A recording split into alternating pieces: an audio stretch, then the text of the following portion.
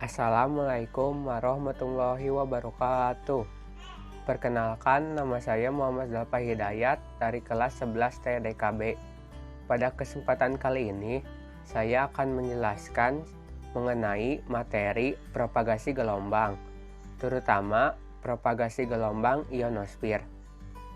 Oke, pertama, pengertian propagasi gelombang itu sendiri.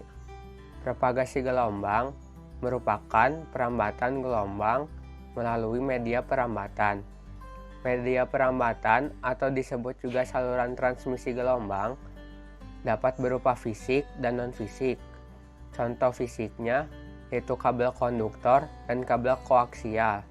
Jika non-fisik yaitu gelombang radio dan juga sinar laser. Propagasi gelombang ini memiliki 4 jenis lintasan, yaitu pertama, propagasi gelombang tanah atau ground wave. Yang kedua adalah propagasi gelombang ionosfer. Yang ketiga adalah propagasi gelombang troposfer. Dan yang terakhir, yang keempat adalah propagasi gelombang line of sight. Oke, selanjutnya mengenai pengertian propagasi gelombang ionosfer. Propagasi gelombang ionosfer merupakan gelombang yang berpropagasi melalui lapisan ionosfer dan disebut juga gelombang langit. Gelombang ionosfer terpancar dari antena pemancar dengan suatu arah yang menghasilkan sudut tertentu dengan acuan permukaan bumi. Dalam perjalanannya, bisa melalui beberapa kali pantulan lapisan ionosfer dan permukaan bumi, sehingga jangkauannya bisa mencapai antar pulau, bahkan bisa mencapai antar benua. Aksi pembiasan pada lapisan ionosfer dan permukaan bumi disebut juga dengan skipping. Lapisan ionosfer ini terdiri dari beberapa lapisan yang terionisasi kira-kira pada ketinggian 40-400 km atau 25-250 mil di atas permukaan bumi. Ionisasi ini disebabkan oleh radiasi sinar ultraviolet oleh matahari yang dimana lebih terasa pada siang hari dibandingkan pada malam hari. Ionosfer tersusun dari 3 lapisan, dimulai dari yang terbawah adalah lapisan D, lapisan E, dan lapisan F.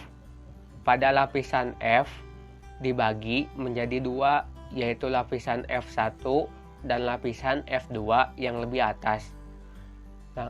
Lapisan D terletak sekitar 40-90 km.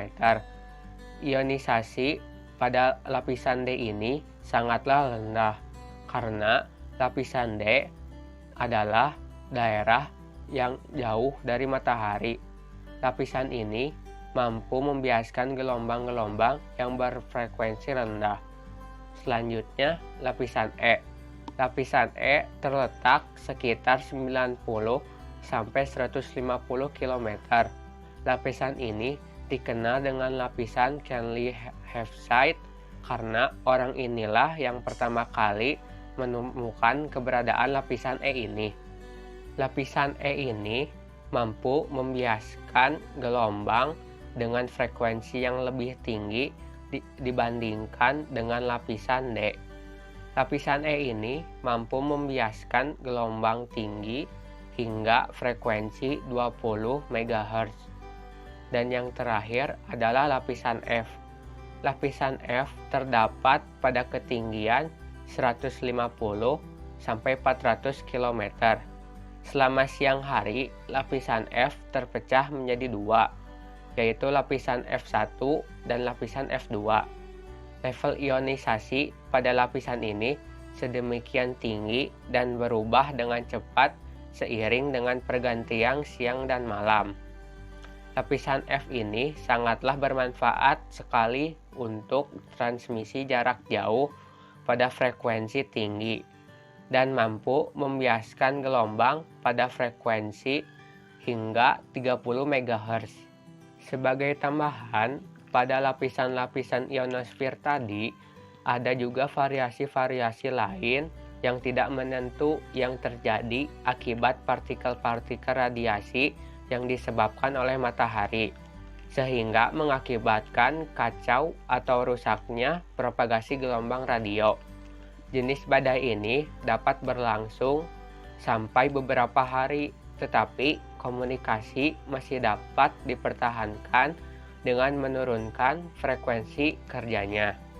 Radiasi yang berlebihan dari matahari juga dapat mengakibatkan ionisasi yang berat sekali pada daerah atau lapisan bawah yang dapat menyebabkan komunikasi blackout sama sekali untuk gelombang yang frekuensinya di atas 1 MHz.